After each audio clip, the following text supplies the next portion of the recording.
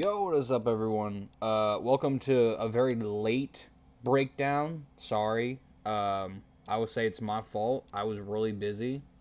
Just got done with the job yesterday where I worked 12 hours. So I was. Thank you for that. I was very tired. Yeah, So, yeah. yeah, this is a very late video. We're not only gonna just go over some stuff that we noticed throughout the game. We're also going to talk about two other things. We're going to be talking about the Josh Giddy trade, and we're also going to be talking about the Lakers signing JJ Redick. Before we get into that, please give us video ideas for more stuff we can talk about since the NBA is officially going into the off season. We have summer league to think about. More trades are up and coming. So give us video ideas, what y'all would want to see, and yeah, let's hop right on into this. Oh yeah, and Jaden's here, so he'll be giving his 2 cents onto this. Yeah, y'all know where to find me at. Low key. Tatum. That was a textbook block from PJ Washington. Look at that Yeah, perfect rise up. I mean, he just did a straight up. little he did a little bit of like the reach down, which is something you don't really want to do every time because they would call a Yeah, for foul sure. on you. But just the verticality of PJ Washington here was it was awesome to watch. Yeah, it's right here where the Celtics just start going crazy and they go on a 9-0 run. Oh, great steal from Tatum. It just takes down transition, easy bucket. I'm honestly still upset that Tatum didn't win Finals MVP. Did I say a joke? I mean, that's probably how most people think of me right now. I mean, Tatum, yeah, sure. There was a few games where he just was pulling Tatum and just taking unnecessary shots, but his impact as a playmaker and really keeping his offense from being stagnant when he was moving the ball, comparing it to Whoa. Jaylen Brown, I don't know. I feel like if anything, it'd be a co Yeah, MVP. I mean, yeah, but I feel like Jalen Brown, he just did. Like, he was consistent all throughout the series, unlike Jason Tatum. I mean, I guess. I mean, they both didn't shoot efficiently at all. I mean, in the game where they did lose, Tatum had 15 while Brown had 10. But then again, everybody likes to hate on Jason Tatum, myself included. So, I guess it's understandable why.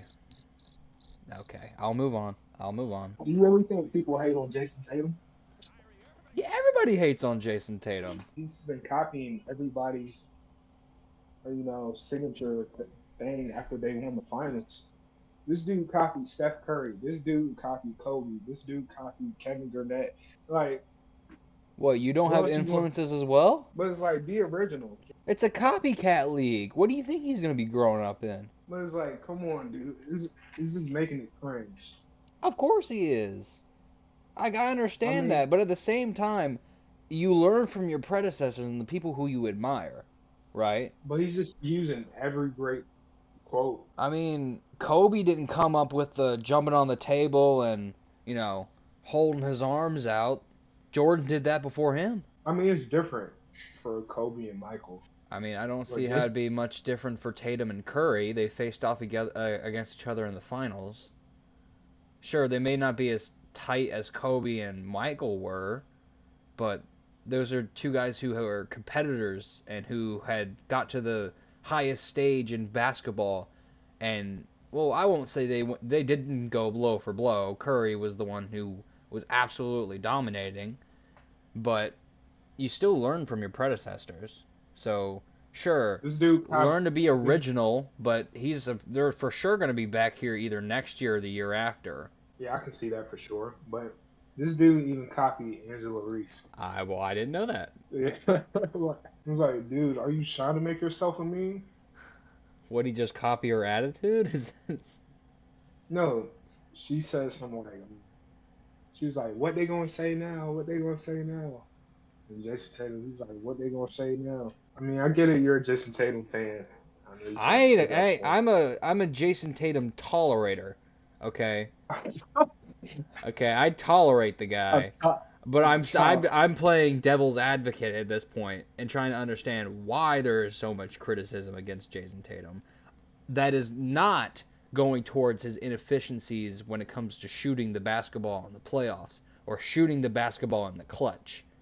When it comes to somebody's character, I don't think we should put too much stock into it unless it's somebody like Karl Malone or Alvin Kamara, you know, or OJ Simpson. Like when it comes to that level of someone's character, Or then we should put or some Michael stock into Jordan. it. Or Michael Jordan. I'm sure it goes either or, the bad and the good. Or Josh Giddy. I don't. We're gonna get into Josh Giddy later. Let's continue watching the video. I can't think about that guy right now. I can't. I'm literally gonna get gray hair. Yeah. He has a great contest there. There's Junior. Yeah, just Yeah, watching that's him being tough. able to create his shot tonight was not to this game. Yeah. Look, let's rewind that. Look, this is the play where Derek White just gets his face pummeled into the ground. Yeah, and then He Al put this keeper Horford. right there. Al Horford's 38 years old.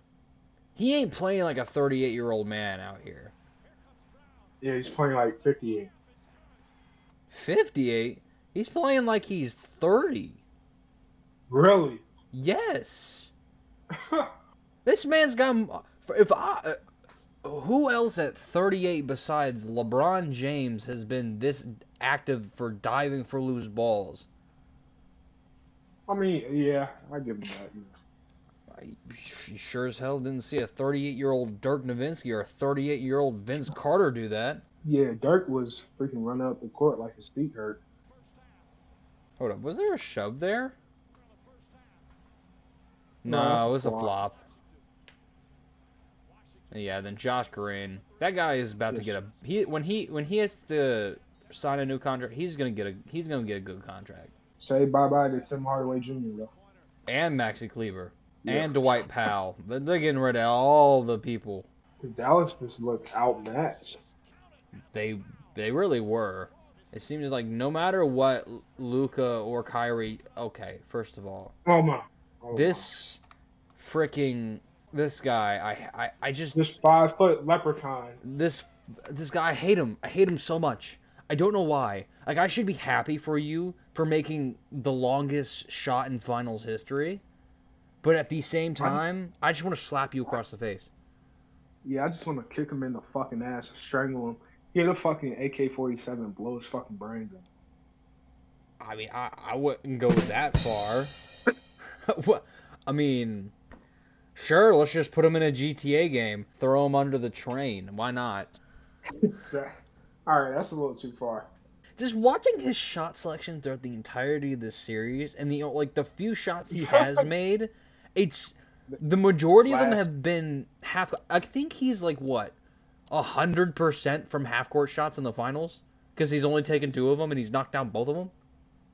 they turned him into the new J.R. Smith. That We're running back. was the slowest pump fake I've ever seen in my life, and Luka still bit.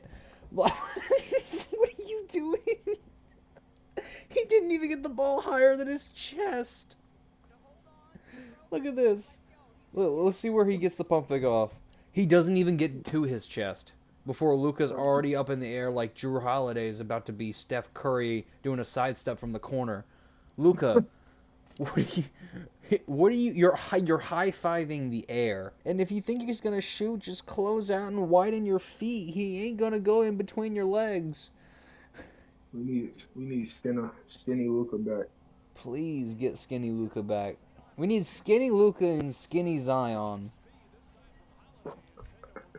Oh, I forgot about that.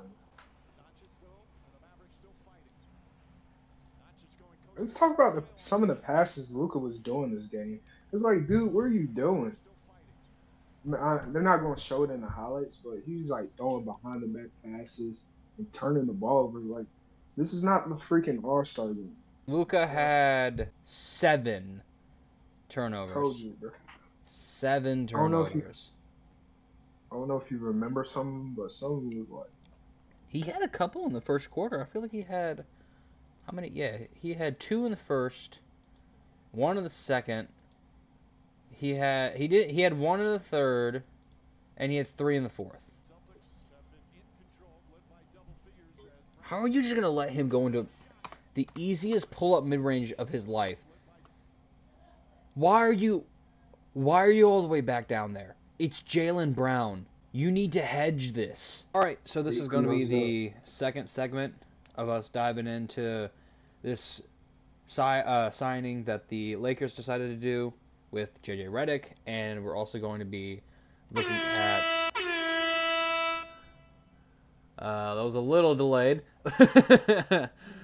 Yeah, they're also going to look at the Josh Giddy trade.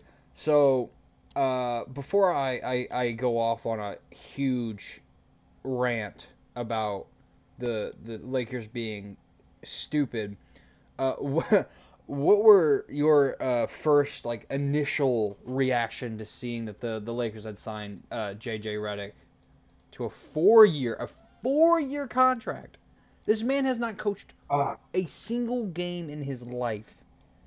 I mean, JJ did a good job getting on his knees for him. Shout out, he's getting his homeboys on the team. So, you got Tristan Thompson on the team. You got Jason Tatum. I mean, J.R. Smith, 2020 Lakers bubble team.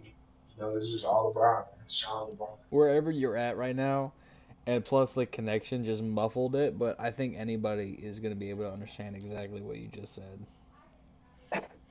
So you censored it for me. Thank you. Oh my goodness. Yeah, I'm honestly so upset. They could have had Don Hurley. They could have had Don Hurley as their head coach, but they were only willing to make him the 6th highest head coach in the NBA, like salary wise. Yeah. And you're going after a guy who just does a podcast and drinks wine with LeBron. What are you What are y'all doing? I mean, also, shout out to Malik Monk, who just got a 4-year, $78 million deal. I completely forgot about that. Shout out to Malik Monk. I don't understand what the thought process is here. Sure, JJ Redick is one of the strongest minds of basketball at the moment.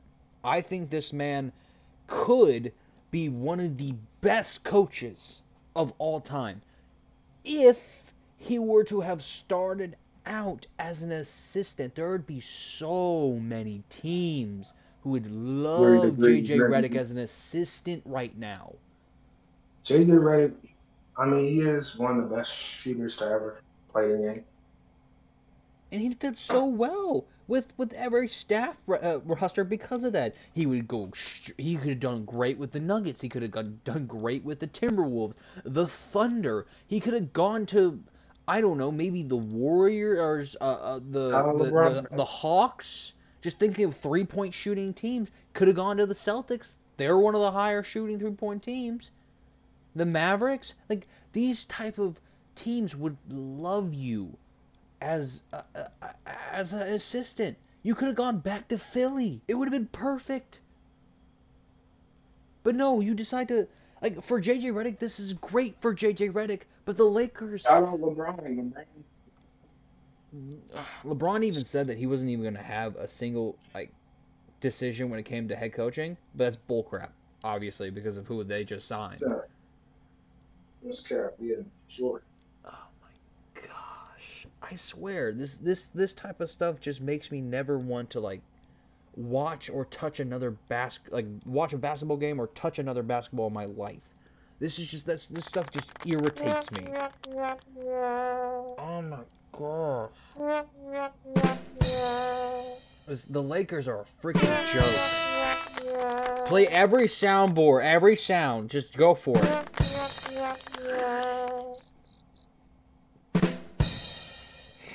That's the Lakers. That's the Lakers' identity, is every single one of those sounds combined.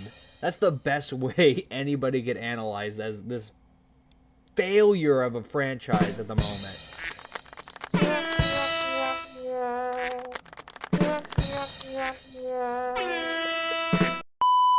I think that's good enough to talk on the Lakers. All right, now we're gonna go over to the Bulls acquire Josh Giddy. Okay, to make things noted. Okay, I am a Chicago Bulls fan. All right, I've been really diving into the Bulls and what they've been doing since maybe 2017, I would say, and it's been nothing but heartache being a Bulls fan, and this just Yeah, I doesn't make feel it any sad for you. better, I actually feel sad for you. bro. And another thing I gotta Like, mention, Patrick Williams is a free agent, and the top team to pick up Patrick Williams right now is not the Bulls. It's the freaking Charlotte Hornets. There have been rumors that they're going to offer him a 4-year contract for 20 mil. 20 mil a year. I feel like you're basically you're the bull, the number one cheer supporter. You just get dealt with shit anytime you support him. I, I mean, the only time I've ever been happy to be a Bulls fan is when we signed DeMar DeRozan and Nikola Vucevic. That's it. And Lonzo. They all came in the same year. Actually, no. Vucevic came in the year before. Then it was Lonzo. Then it was DeRozan. Excuse me. I think those are the only times I actually have been happy to be a Bulls fan. And now I have to watch as this freaking Only time I was a pedophile, Bulls fan, this freaking pedophile, come to this franchise and probably just be the definition of mediocre. I'll take Caitlin Clark over him. Facts. I would rather have her in the league. All right, he's 12 points, 2 turnovers a game, with not even a steal, not even a block. But then again, he's not that good of a defender. He's an okay defender. I mean, he had a down year when it came to assists. So we're literally getting one of the worst versions of Josh Giddey, and he played 80 games. So there was a large sample size. 25 minutes per game because he just didn't fit well with this team. I get that. See, 47% from the field, that's good. 33% from three, near 34%. That's just right around league average is 35. 80% from free throw, that's good. That's not bad. But just I don't know what Josh Giddey brings that would help this team. Like DeRozan, sure, this will help DeRozan, Levine kind of have a fluid offense, but Lonzo's coming back. We just got Kobe White who broke out. We have Ayo Dosunmu, and we have Javon Carter. We have way too many guards now. So now we're going to have to ship out Javon Carter. We're going to have to ship out Ayo Dosunmu because we have to keep Kobe White. We're going to have to keep Lonzo because he's on a big contract. I don't see the plan here. You have any insight?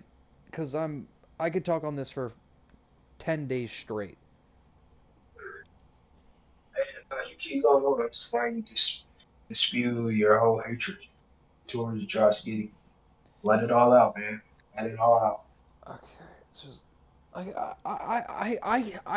I've been following this man his rookie year, right? And I was very impressed with what I saw for his rookie year. Of course, his 3-point shooting really wasn't a thing, and when he took a huge leap his second year. But how do you go back to playing this just slightly better than you did your rookie year? How? And we trade an All NBA defender for just Josh Giddey. We don't even get picks. We don't even get a second, like 1 or 2 second-round picks. The Oklahoma City Thunder are literally holding on to the freaking one piece of draft capital, and you can't just give us a fake first rounder that could turn into multiple seconds, or just a straight up second.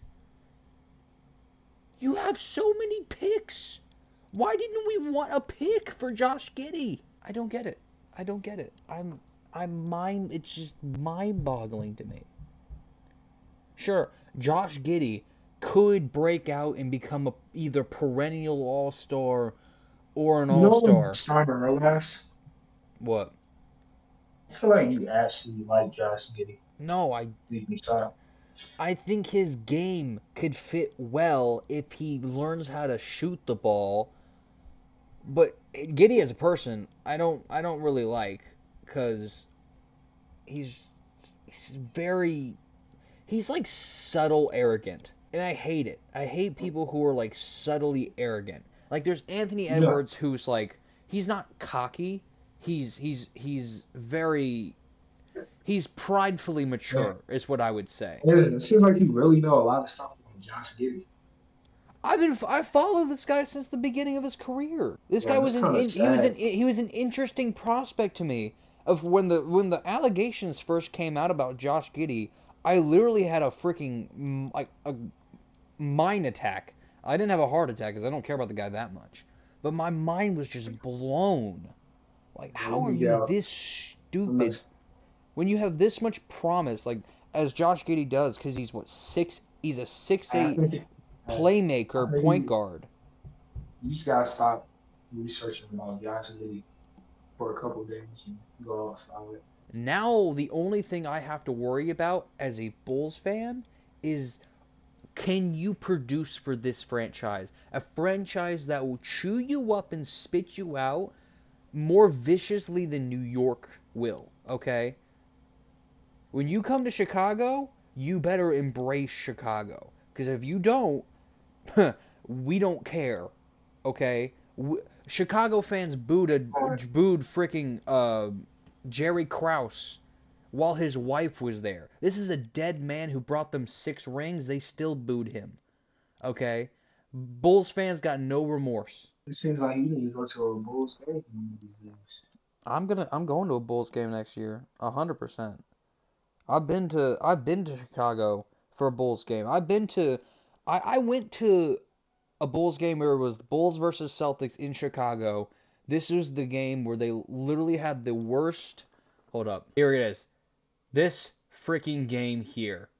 They lost by 56. I was there. I literally Hey, what watched time? as Daniel Tice dropped 22 this game. But it's like when you actually decide to go to the game, it's like the shittiest game ever. When I went Yeah. to a lot, This was my second game ever in an NBA stadium. My first game, I watched John Wall hit a turnaround game winner on Robin Lopez in Washington. yeah, I went to a Washington Wizards game versus Miami Heat. I was a big Dwayne Wade. I think I can't remember. It was just a boring game. The Miami blew them out by like 30, or the Wizards blew them out by 30 or something like that. It was like a boring ass game. I mean, that's what you expect when you go into Wizards games. I mean, it's the But Wizards. they had prime John Wall though. Okay. That's when I went. Okay.